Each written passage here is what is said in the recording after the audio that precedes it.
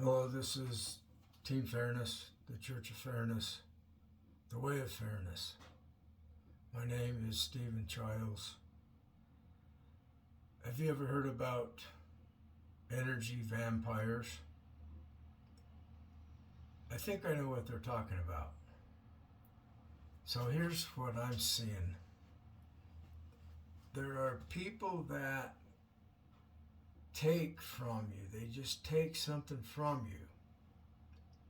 And they have it. And then they give it to somebody else. And it makes you hurt. It hurts you. You can feel it. You can feel this sensation in your legs. That's where I feel a body sensation. It's like if somebody is giving you attention and love, and then they take it from you and they give it to someone else. So it's like a jealousy feeling.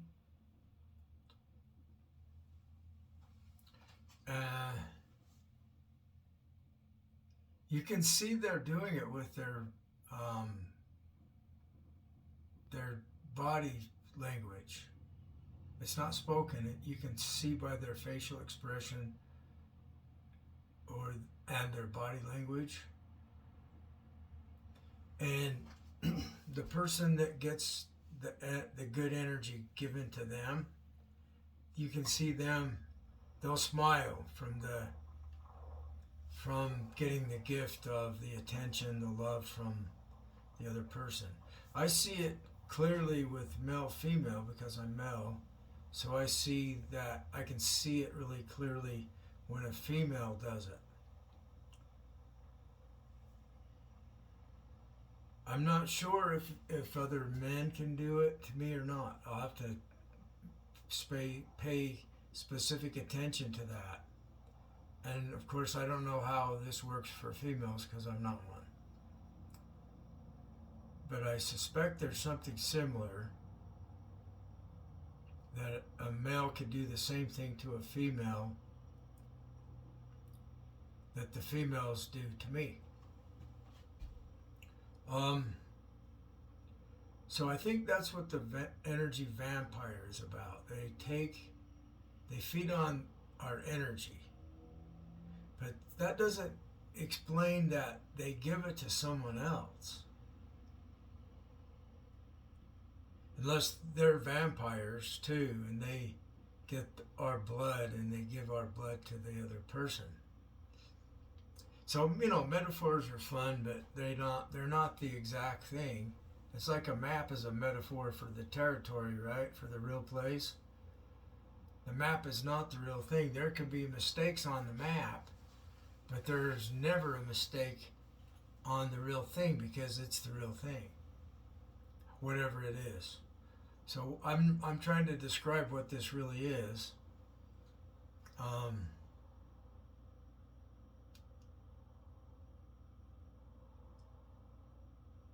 not sure what's going on with this, but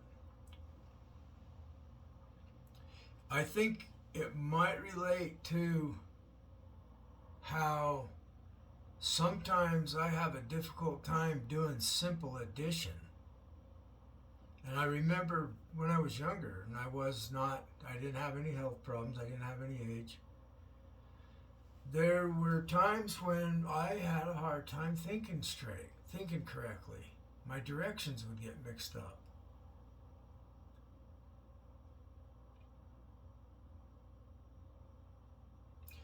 I felt like I was being cheated by someone else, not male or female. So I don't know if this has anything to do with male, female or not. It's just that we want more attention from the opposite sex if that's what we're interested in. So I think it's more about they take what we want and they give it to someone else. So switching back over to the difficulty with thinking, when somebody's doing me wrong And I'm trying to form the thought, same to you, but more of it. Sometimes there is a major mind battle that develops, and they try their hardest to stop you from being able to think any thought to stop them from doing you wrong. They want to be able to bully and put you under their control. And when this happens, you'll generally feel fear. You'll feel some fear. Right now I'm feeling this energy just moving me around, telling you about this stuff.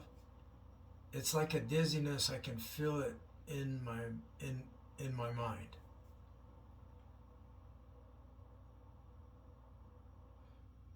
It's really strange. So people control others through fear. Like if you tell somebody, I'm gonna beat you to death, I'll kill somebody even, like terrible threats like that. And they might be thinking that without speaking the words. And so we feel it. As I'm telling you this, I'm feeling this opposition to try to stop me from talking about this. So I've made some posts recently on the website, thewayoffairness.com, explaining to never give up. If someone's doing you wrong, what I'm saying now is there's a curse upon them. We curse them for doing us wrong with extreme suffering upon them. Extreme suffering upon them. And they will try to stop you from being able to think that. And then there'll be like a subtle, gentle force that's telling you that it's wrong to do that. That, it's like it's appealing to Jesus wouldn't do that, or turn the other cheek, or whatever. Or you better not do that because you might get in trouble. You better stop doing that for whatever reason. No. Don't ever stop doing it until they stop doing us wrong. You have to develop a really determined mind to protect you from those that do you wrong. Practice it. Strengthen it. There was a guy I worked with long ago that he would say, it's a great life if you don't weaken. And so I gave that some thought. What does that mean exactly? Another guy I worked with would say, no matter what, you got to shine. So he had this winning attitude. You have to win. You have to stay in the game. You have to stay in the argument. You have to not let anyone do you wrong. Ever. If they do, they're cursed with extreme suffering upon them. So I'm kind of putting some drama into it so that you get the feeling like of the passion of this, to protect yourself. You deserve to protect yourself. You deserve to have this mind that you develop to protect you. I love you. We're joined together to stop others from doing us wrong. Thank you.